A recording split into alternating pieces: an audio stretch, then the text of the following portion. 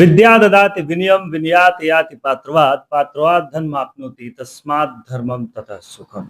जी, आज के इस इंटरव्यू में जिस व्यक्ति से हम मिलने वाले हैं उन पे ये जो श्लोक है और जिसका अर्थ है वो बिल्कुल फिट बैठता है और उस अर्थ के काबिल है। वो हमारे साथ मौजूद हैं आज आनंद शंकर जी, जो कि बनियापुर विधानसभा क्षेत्र के रहने वाले हैं और आज का इंटरव्यू सुन के आपको भी बहुत अच्छा लगेगा। हमने आज जिस आदमी से मुलाकात की वो न सिर्फ बनियापुर विधानसभा, जो कि 115 नंबर की विधानसभा है बिहार की, और सारण जिले की 115 नंबर की विधानसभा है, ना सिर्फ विकास के लिए कृत संकल्प हैं, बल्कि उनके पास हर चीज का रोड मैप है और वो भी लिखित है।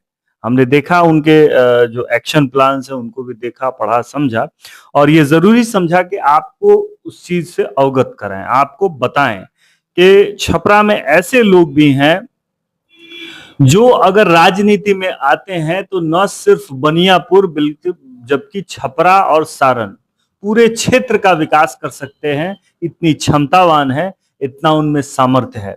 हमारे साथ आनंद शंकर जी हैं, 115 बनियापुर विधानसभा के भावी प्रत्याशी हैं, भारतीय जनता पार्टी से जुड़े हुए हैं और लगातार बनियापुर क्षेत्र में सामाजिक कार्यों में जुटे हुए हैं और एक वेल स्ट्रक्चर्ड प्लान के तहत वो बनियापुर में आए हैं। चुनाव जीतना उनका कोई उद्देश्य विशेष नहीं है, लेकिन चूंकि राजनीतिक शक्ति रहती है तो विकास की गति को द्रुत किया जा सकता है, उसमें तेजी लाई जा सकती है, इसलिए वो इस चुनावी मैदान में उतरे हैं। 115 बनियापुर की जनता के सामने हैं, तो उनसे बातचीत करेंगे यार आज और जानेंगे कि क्या उनके प्लान्स हैं, क्या रोड मैप्स हैं और किन चीजों को लेकर वो बनियापुर की जनता के लिए उठ खड़े हुए हैं और लगातार 30 सालों से वो बनियापुर की जनता की सेवा कर रहे हैं, सामाजिक क्षेत्र में काम कर रहे हैं। आनंद शंकर जी, आपका बहुत बहुत स्वागत है हमारे कार्यक्रम में। बहुत बहुत धन्यवाद आपका और आपके तमाम श्रोतागण का भी मैं हृदय से अभिनंदन करता हूं। आपका भी स्वागत और अभिनंदन करता हूं। जैसा कि आप जानते हैं कि हमारे कार्यक्रम का नाम है बोलेगा छपरा बदलेगा छपरा और बनियापुर के लिए विशेष अभियान बदलता बनियापुर के तहत बनियापुर में एक ऐसा माहौल विकसित करने की कोशिश है, एक सकारात्मक दिशा में बातचीत करने की कोशिश है, ताकि बनियापुर में जो विकास अधूरा रह गया है उसको बल मिले, लोग उसे अपनी जुबान पे लाएं और जो भी आने वाले प्रतिनिधि हैं उनसे अपनी बातों को मुखर होकर रखें, उनकी बातों को और लोग सुन सकें। आनंद शंकर जी, मैंने आपका वो जो पूरा बुक है, एक मैं कहूँगा एक बुक है आपके पास, एक स्ट्रक्चर्ड प्लान है, उसको मैंने देखा। इतना विशद अध्ययन, इतनी बारीकी से जो आपने ये पूरा जो विश्लेषण उसमें लिख रखा है, एक बार मैं चाहूंगा कि आप थोड़ा हमारे दर्शकों को दिखाइए वो बुकलेट सबसे पहले, कि आप किसी भी, मैं ये दावा कर रहा हूं कि किसी भी प्रत्याशी के पास चले जाएंगे, किसी भी पार्टी के हों, उनके पास इस तरह का कोई बुकलेट नहीं होगा। ये देखिए, ये इतना बड़ा बुकलेट है, क्या है ये एक संकल्प पत्र है, ये बुकलेट नहीं है, ये एक्शन प्लान है। एक तो मैप होता है मंथली एक्शन प्लान, एक यैप होता है yearly action plan, life action plan है। ये बनियापुर को लेके जो मेरे हृदय में, जो मेरे मन में एक संकल्प है, उसी संकल्प को सिद्धि तक पहुंचाने के लिए मैंने कुछ बिंदुओं को इसमें इंकित किया है और वाइज इसमें सारी चीजों का सर्वे करके मैंने लिखा है कि किस पंचायत में क्या बुनियादी जरूरत चाहिए, और उन सब का समरी बना के बनियापुर विधानसभा में 2 ब्लॉक है, बनियापुर और मसरख। तो बनियापुर और मसरख के प्रिसाइजली लोगों को कैसे हर एक सुविधा उपलब्ध हो, बनियापुर के लोगों को एक सेक्टर के अनुरूप जीवन यापन कैसे कराया जाए, उसको लेके एक ब्लूप्रिंट है कि बाकी के प्रदेश के लोग, बाकी के जिलों के लोग बनियापुर को रहने के लिए चुने कि नहीं भैया बनियापुर में रहना है, जो काम हम दिल्ली, कलकत्ता, मुंबई, मद्रास में जाके करते हैं वो हम बनियापुर में आके करते हैं। कोई कहता है कि हमको नोएडा जाके रहना है, वहां हमको नौकरी मिलेगी, कोई कहता है नोएडा से बेहतर रोड मैप मेरे पास बनियापुर का है। नोएडा से बेहतर तो मैं नहीं कह सकता, उस स्तर का इंफ्रास्ट्रक्चर अभी यहाँ नहीं है, लेकिन नोएडा में अगर रोजगार सृजन हो सकता है तो वो रोजगार सृजित करने का मेरे पास ब्लूप्रिंट बनियापुर में भी है। नोएडा क्या था, नोएडा बनियापुर से भी बंजर इलाका था, सारण से भी बंजर इलाका था, लेकिन नोएडा क्योंकि राष्ट्रीय राजधानी के बगल में था तो उसको माइलेज मिल गया। बनियापुर को मैं उससे भी बेहतर संवार सकता हूं, और ये इसका मेरे पास पूरा का पूरा तरीका है कैसे करना है। लेकिन जैसा आपने बिल्कुल ठीक कहा कि प्रत्येक बड़े काम को करने के लिए आपके पास राजनीतिक शक्ति और संवैधानिक पावर होना चाहिए आपके पास, तभी आप कुछ कर सकते हैं। अब ये जो ये रोड मैप है, ये संकल्प पत्र है, इस पे हम लोग चर्चा करेंगे, लेकिन पहले आपसे एक दो चीजें, जो कि बनियापुर में लगातार आप भी देख रहे हैं कई वर्षों से, और आजादी के बाद अभी देखा जाए, पिछले 40 वर्षों को देखा जाए, जब से कर्पूरी ठाकुर का सामाजिक न्याय की अवधारणा आई है, लालू यादव का आंदोलन हुआ है, बहुत सारी चीजें जो हैं आई हैं, उन्होंने बिहार के पॉलिटिकल डायफ्रेम को बदल दिया। अब बिहार उससे ऊपर आना चाहता है, कई लोग उसको वापस खींच के ले जाना चाहते हैं। व्यक्तिगत रूप से बनियापुर में दो चीजों का मैंने अनुभव किया जो मैं घूमता हूँ। मैंने एक देखा है कि बनियापुर में सिर्फ एक चौड़ी ये मेन रोड है, उसके अलावा बनियापुर में मुझे कुछ दिखता नहीं है। ठीक है, अगर मैं बात करूँ हॉस्पिटल की या और भी जो अन्य सुविधाएं हैं, कॉलेज वगैरह की, वो सब। और मसरख में मुझे बस एक पावर सेंटर दिखता है, उसके अलावा मुझे बनियापुर विधानसभा में कुछ दिख नहीं रहा है। आप क्या सोचते हैं कि पिछले 40 सालों में क्या बनियापुर को मिला, यहाँ की राजनीति ने, बिहार की राजनीति ने? क्योंकि बनियापुर से एक से बढ़ के एक लोग हैं, एक से बढ़ के एक लोग निकले हैं, तो क्या इस दिशा में काम हुआ है कि बनियापुर को बेहतर बनाया जा सके? और या सीधे शब्दों में कहें कि 40-50 साल की राजनीति में बनियापुर को क्या मिला, आप क्या महसूस करते हैं, उस पर अपनी बात रखिए। देखिए, निश्चित रूप से जब देश आजाद हुआ 1947 में, तो उस टाइम बिहार एक विकसित प्रांत हुआ करता था। तमिलनाडु, मध्य प्रदेश, कर्नाटका, आंध्रा, इन सब से ज्यादा विकसित अगर राज्य था तो बिहार था उस टाइम, चाहे वो पावर सेक्टर में हो, इंफ्रास्ट्रक्चर में हो, इंडस्ट्रियलाइजेशन में हो, इंस्टीट्यूशनल चीजों में हो, हर चीज में बिहार नंबर 1 था। 1960 के दशक में जैसे ही बिहार में या यूं कहें देश में एक सामाजिक ताना बाना शुरू हुआ, उसको मैं सामाजिक ताना बाना को का बिखराव का अध्याय शुरू होना मानता हूँ। आदरणीय कर्पूरी ठाकुर जी ने जिस सोच के साथ इसको आगे बढ़ाया, उनके जो तथाकथित अनुयायियों ने उस सामाजिक ताना बाना को विखंडित कर दिया, और जात पात अगड़ा पिछड़ा में इस प्रांत को उलझा के इस हाशिए पर ला दिया कि आज बिहार एक लेबर सप्लायर स्टेट बन गया है। ये तो भला हो आदरणीय प्रधानमंत्री जी का, माननीय श्री नरेंद्र मोदी जी का, कि 2014 के बाद देश में एक अलग क्रांति आई। वो क्रांति औद्योगिक क्रांति के रूप में, इंफ्रास्ट्रक्चर के रूप में अलग अलग आयाम गढ़ने शुरू हुए इस देश में। एक बुनियादी ढांचा इतना मजबूत बनना शुरू हुआ, चाहे वो फार नॉर्थ में आप चले जाएं, फार नॉर्थ ईस्ट में चले जाएं, सेंट्रल इंडिया में आ जाएं, आप माने दक्षिणी भारत में चले जाएं, हर तरफ से एक देश को कैसे विकसित बनाया जाए इसका एक ढांचा निर्माण हुआ, इसकी एक बुनियाद रखी गई। 2014 के बाद ये जो आपने बहुत अच्छी बात कही कि आपको सिर्फ ये चौड़ी सड़क दिखती है, इसमें भी कहीं ना कहीं एक छोटी सी गिलहरी भूमिका है मेरी। उसका भी मैं आपको आज एक उदाहरण बता देता हूँ। जब 2014 में हम लोगों की सरकार बनी, हमारे माननीय सांसद जी के साथ हम लोग बैठे थे, चिंता हो रही थी कि 2014 में जब हम लोग चुनाव प्रचार में निकलते थे तो जलालपुर से बनियापुर आने में 30-40 मिनट लग जाता था, और पूरे क्षेत्र में 40 किलोमीटर घूमने में संभवतः पूरा दिन निकल जाता था। तो मन में ये वेदना थी कि कैसे यहाँ के जीवन गति को तेज किया जाए। जीवन गति तेज करने के लिए आपके पास एक सड़क अच्छी होनी बहुत जरूरी थी। तो हम लोगों ने इस पे बैठ के मंथना की, गहन चिंतन करने के बाद इस पर काम हुआ, और मेरी ये सोच थी कि जेपी के जन्मभूमि को गांधी के कर्मभूमि तक जोड़ने के लिए एक पूरा चौड़ी सड़क हो, एक रेल का निर्माण हो, रेल का पहिया दौड़ेगा तो विकास की गति भी तेज होगी। तो ये सब सोच के साथ हमारे आदरणीय सांसद महोदय ने जाके तत्कालीन या अभी के वर्तमान जो सड़क परिवहन मंत्री थे उनसे मिलके इसकी योजना बनाई गई, और परिणाम आपके सामने।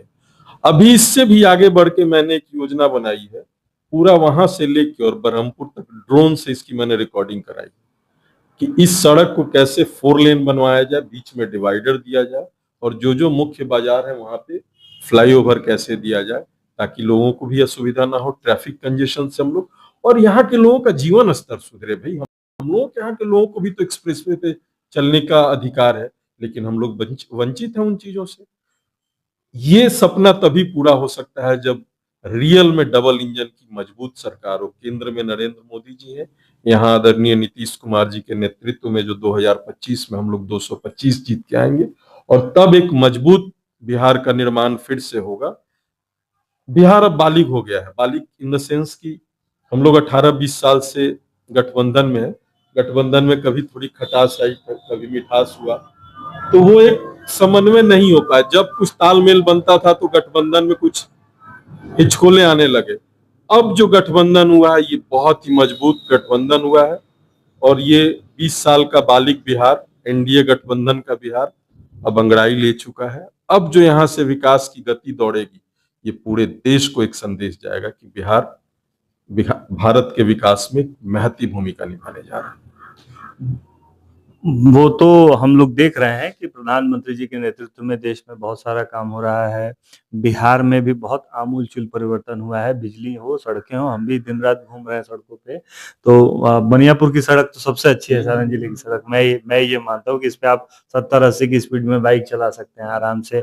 गाड़ियाँ भी इस पे 100 की स्पीड में चल रही हैं, और भी बेहतर होगा, ऐसी उम्मीद है। आप जैसे लोग बनियापुर में हैं तो निश्चित रूप से बेहतर होगा। तो जो रोड मैप की हम लोग बात कर रहे थे, आपके पास पूरा संकल्प पत्र है, उस पे थोड़ी-सी हम लोग चर्चा कर लेते हैं। थोड़ा दर्शकों को बताएं, क्या आपके पास संकल्प पत्र है? क्या उसमें आप बताना चाहेंगे दर्शकों को? क्या विशेष बनियापुर के लिए आपके पास मेरा संकल्प बनियापुर का कायाकल्प मंत्र है, ये मेरी निष्ठा है।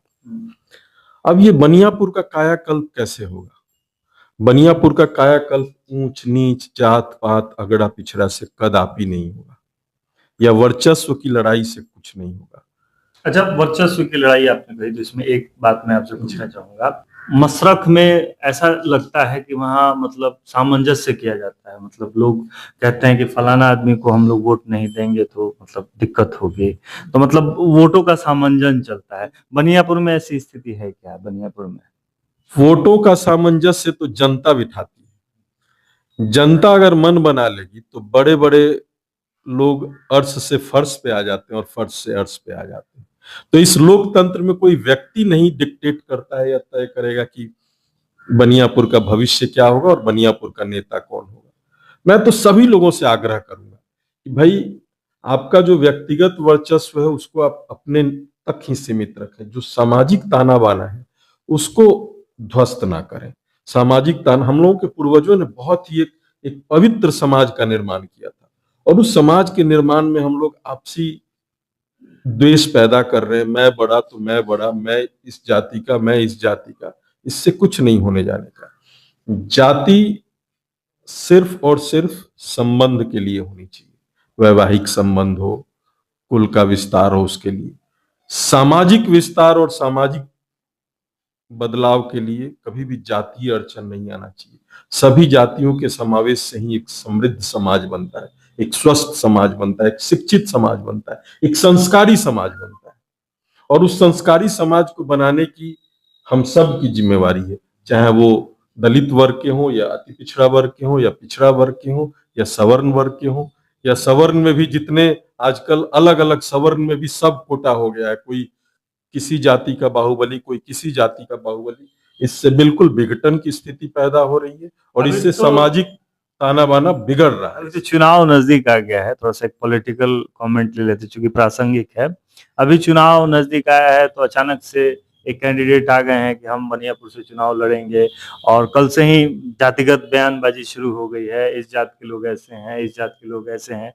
इन चीजों को कैसे देखते हैं कि कोई नया कैंडिडेट भी आया है तो विकास के ऊपर न बातचीत करके, अपने प्लान्स न बता के आप सीधा जातिगत भड़काऊ भाषण दे रहे हैं और चाह रहे हैं कि हम लीडर बन जाए। ये पॉसिबल है क्या, और ये कितना गलत है?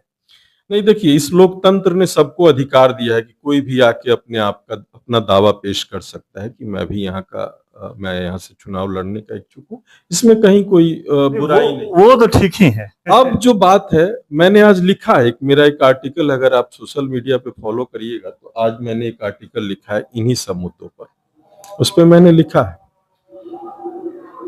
कि अगर हम लोगों को राजनीति में आना ही है, राजनीति जैसे पवित्र एक माध्यम को चुनना ही है, तो हमारा उसमें हमारी सोच जातीय सोच से ऊपर उठ के पलायन रोकने पे, विश्व स्तरीय स्वास्थ्य सुविधाओं को लेके, एक शिक्षा को लेके, उद्योग को लेके, ढांचागत विकास को लेके हमारी अवधारणा होनी चाहिए। और मैंने तो उसमें मीडिया और सोशल मीडिया के लोगों का भी आह्वान किया है कि आप लोग कृपया करके कोई भी परिचर्चा जातीय उन्माद या किसी विवादास्पद विषय पे ना करें। आप लोग सिर्फ और सिर्फ उस प्रत्याशी से वहां के विकास की बात करें, उसके पास क्या ब्लूप्रिंट है उस पर बात करें, या जो यहाँ का प्रतिनिधि रहा हुआ है उससे पूछें कि आपने पिछले 15 वर्षों में ऐसा क्या काम किया है जिससे यहाँ के 100 लोग भी लाभान्वित हुए। अपने मद का फंड लिख देना ये विकास का काम नहीं होता है, वो तो जो भी रहेगा वो लिखेगा। उसके अलावा अगर एक कोई जनप्रतिनिधि चाहे विधानसभा स्तर का, तो 100-500 करोड़ रुपए का काम करा सकता था। आप बताइए ना, यहाँ के जनप्रतिनिधि से पिछले 3-4 साल टर्म का रिकॉर्ड निकलवाइए, कोई ऐसा काम बताइए। आप भी पूरे बनियापुर विधानसभा में घूमते हैं जिसपे कि 100 लोगों को रोजगार मिला हो। लेकिन मैं बिना किसी पद पे रहते हुए भी गिना सकता हूं कि किस किस परिवार के किस किस व्यक्ति को रोजगार दिया है। आज वो 20,000 से लेके 1 लाख रुपए तक की सैलरी कमा रहे हैं। ऐसे 500 से ज्यादा मैं उदाहरण आपको दे सकता हूँ। तो समाज सेवा करने के लिए विधायक बनना जरूरी नहीं होता है, लेकिन अगर आपने इतना पवित्र माध्यम चुना है तो उस पवित्रता पे खड़े उतरने की भी आपके अंदर आपको कृत संकल्पित होना चाहिए। नहीं, ये होता क्या है कि जैसे कोई जातिगत मुद्दा हो गया, मतलब किसी तरह की बयान जंगल की आग की तरफ फैलती है, फिर उसमें ये जो आपका संकल्प पत्र है, जैसे कोई भी व्यक्ति है जो चाहता है कि विकास हो, अच्छी चीजें बने, बेहतर डेवलपमेंट हो, एकदम मॉडल टाउन, मॉडल शहरों की तरह, नॉर्वे स्वीडन की तरह हम लोग बात करेंगे, खुशियों के इंडेक्स पे बात करें, तो ये अचानक से जंगल की आग में ये सब झुलस जाता है। तो ऐसे लोगों से कैसे बचा जाए? ऐसे लोगों को क्या कहना चाहेंगे जो इस तरह के हथकंडे अपनाते हैं? ऐसे लोगों का सामाजिक बहिष्कार होना चाहिए। जो समाज में ऊंच नीच जात पात का जो ये सब गड़बड़ी फैला रहे हैं, उन लोगों का सामाजिक स्तर पर बहिष्कार होना चाहिए। और मैं उनके समर्थक लोगों से भी कहता हूं कि आप लोग आग में घी डालने का काम मत करें कि मेरे भैया बड़े तो मेरे भैया बड़े, मेरे भैया बड़े तो मेरे भैया बड़े। ये ऐसे समर्थक लोग भी आग में घी डालने का काम कर रहे हैं। और कहीं ये दोनों मिलके तो मतलब पक्ष और विपक्ष दोनों मिलके जनता को बरगलाने का तो प्रयास नहीं करेगी, चलो आग जलाते हैं इसमें हम लोग अपनी जिसकी रोटी सिक जाए। निश्चित रूप से। लेकिन मुझे तो उनके सोच पे तरस आता है, ऐसे लोगों के सोच पे मुझे तरस आता है कि भाई आपको अगर मौका मिल रहा है, अगर आपको चुनाव ही लड़ना है तो मुद्दा लेके आइए, आप घूमिए। आप अगर इस ब्लॉक इस पंचायत में आए हैं तो देखिए कि इस पंचायत के लोगों की बुनियादी जरूरत क्या है, वो लोग आज किस परिस्थिति में रह रहे हैं, उस पर फोकस करिए। तो जनता मजबूर है या मजा ले रही है? जनता मजबूर है सर। मजा तो क्या ही लेगी, मजा वो लोग ले रहे हैं जो कुछ चकोरे टाइप के जो लोग हैं, जिनको फायदा हो रहा है, जिनको इससे फायदा हो रहा है, वो मजा। जनता तो आज निरीह अपने आप को महसूस कर रही है। तो धन्य हो प्रधानमंत्री जी का कि उन्होंने ऐसी कुछ जन कल्याणकारी योजनाएं चला दी जिससे कि हर एक व्यक्ति लाभान्वित हो रहा है आज के डेट में। एक शॉर्ट पॉलिटिकल कमेंट ले लेते हैं, उसके बाद फिर आपके जो संकल्प पत्र है उस पर चर्चा करेंगे। क्या एंटी इनकम्बेंसी फैक्टर है बनियापुर में काम कर रहा है, और इस चुनाव में क्या कुछ बेहतर चीज देखने को मिलेगी, या वैसा ही एक लास्ट चुनाव आते आते तक लोग जात के रंग में रंग जाएंगे और पॉलिटिकल डिवाइडेशन, पावर और स्टेटस के चक्कर में, या मेरा व्यक्तिगत संबंध कैसा है इसके चक्कर में, या ऊपर उठ के इससे बनियापुर के विकास पर कुछ हो पाएगा इस चुनाव में? देखिए, आदरणीय मुख्यमंत्री जी के खिलाफ कोई एंटी इनकम्बेंसी इस प्रदेश में नहीं है। मैं आ रहा हूं आपके ही पॉइंट पे मैं आ रहा हूं। लेकिन स्थानीय स्तर पर बहुत जबरदस्त लोगों में निराशा है, लोग उदासीन हो गए हैं, कोई उनका खेवनहार यहाँ नहीं। एक जनप्रतिनिधि जो विधानसभा स्तरीय प्रतिनिधि होता है, उसके लिए पूरा का पूरा विधानसभा एक परिवार होता है, और इस परिवार के बगिया को संवारने का हेड ऑफ द फैमिली विधानसभा का प्रतिनिधि होता है। लेकिन आप घूम के देखिए, सामाजिक ताना बाना तहस नहस, स्वास्थ्य की व्यवस्था, धन्य हो हमारे स्वास्थ्य मंत्री जी की, उनके वजह से कुछ कुछ दिख रहा है यहाँ पे, आदरणीय मंगल पांडे जी की वजह से। बुनियादी ढांचा, धन्य है हमारे मोदी जी और यहाँ के स्थानीय हमारे माननीय सांसद सिग्रीवाल जी, जिनकी वजह से कुछ दिख रहा है, चाहे वो रेल को लेके हो, रोड को लेके हो। वरना आप देखिए ना, विधायक जी का कोई एक काम बताइए जो यहाँ दिख रहा हो बनियापुर विधानसभा में। इसलिए बदलाव तो निश्चित है, और मेरे जैसे कार्यकर्ता को अगर भारतीय जनता पार्टी मौका देती है तो इस विधानसभा में सामाजिक ताना बाना का वो बुनियाद होगा। जात पात तो टूट ही जाएगा, जात पात और धर्म भी टूटेगा, और प्रत्येक व्यक्ति का जिस हिसाब से मुझे स्नेह और आशीष मिल रहा है, मुझे लग रहा है कि बनियापुर एक इतिहास रचने की तरफ बढ़ गया है और ये इतिहास लिखा जाएगा। मेरा विधायक बनने का स्वार्थ बस इतना है कि बनियापुर के लोगों का जीवन स्तर एक उत्तम कैटेगरी का हो, यहाँ के लोग भी एक बहुत ही पुनीत जीवन व्यतीत करें, यहाँ के बच्चे कोटा पढ़ने नहीं जाए। मेरा संकल्प है कि यहीं पर एक क्षेत्र जोन बना के उसको पूरा इंस्टीट्यूशनल जोन बना दूं, जहां पे कि विश्व स्तरीय गुणवत्तापूर्ण शैक्षणिक संस्थान होंगी, और उसका पूरा ब्लूप्रिंट तैयार है, लोग भी तैयार है, फंड भी है मेरे पास। ब्लूप्रिंट को थोड़ा सा दर्शकों को समझाइए इस बार हमारे लिए। देखिए, शॉर्ट क्या होता है कि आप किसी भी क्षेत्र के विकास को लेके जब आप आगे बढ़ते हैं तो आपके पास एक रोड मैप होना चाहिए, एक स्ट्रेटजी होनी चाहिए, और उसका एक एग्जीक्यूशन प्लान होना चाहिए।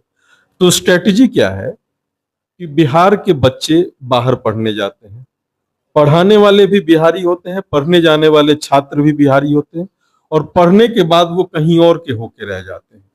तो मैं चाह रहा हूं कि पढ़ाई भी यहीं हो, पढ़ाने वाले भी यहीं के लोग हों, उनकी प्लेसमेंट भी यहीं पे हो, और फिर उनके टैक्स का पैसा भी अपने ही प्रांत में, अपने ही क्षेत्र में रहे।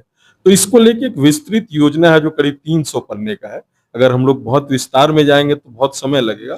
शॉर्ट में यह है कि कोटा जैसा इंस्टीट्यूशनल एरिया मेरे बनियापुर में होगा, और ये 1 साल के अंदर ही इसका आपको रूप दिखने लगेगा। दूसरा, कोटा जैसा क्षेत्र तो मैं बना दूंगा पढ़ने के लिए।